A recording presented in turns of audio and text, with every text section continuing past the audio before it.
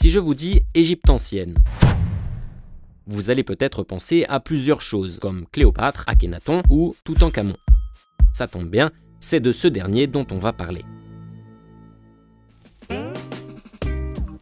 Il est sûrement le plus célèbre des pharaons. Et on en parle car en 2019, une exposition lui est consacrée à Paris. Et c'est un événement. En France, la dernière du genre remonte à 1967. Elle était considérée comme l'exposition du siècle et avait alors attiré 1,2 million de visiteurs. Un personnage à succès donc.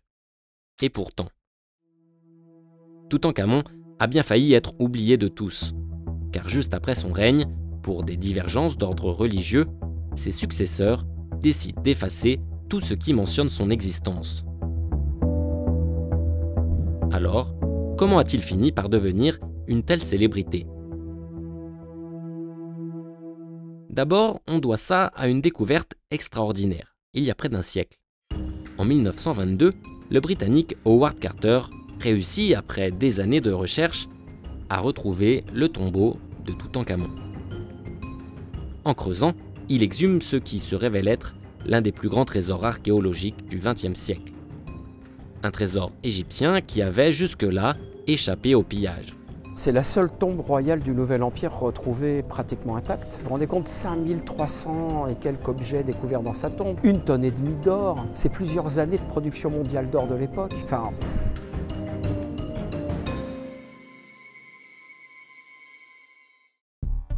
Deuxièmement, cet événement donne naissance à un mythe, celui d'une malédiction.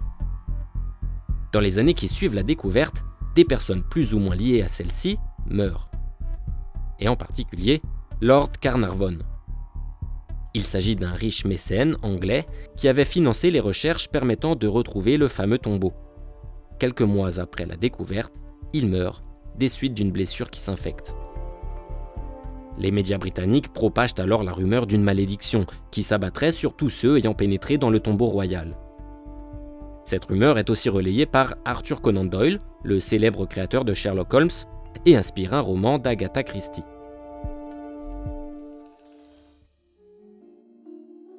Enfin, Toutankhamon doit sa publicité actuelle à l'Égypte, qui mise sur lui et sur les richesses de son tombeau pour son rayonnement culturel. D'autant que depuis 2011 et la Révolution, la situation instable et la peur des attentats a fait chuter le tourisme dans le pays. L'exposition Toutankhamon, qui passe par Paris, mais aussi Londres ou Sydney, est donc une manière d'en redorer l'image. C'est aussi une question d'argent. Les recettes de cette exposition devraient servir à financer un futur grand musée égyptien en construction près des pyramides. En tout, 150 pièces sont exposées à Paris, dont 50 sortent d'Égypte pour la première fois.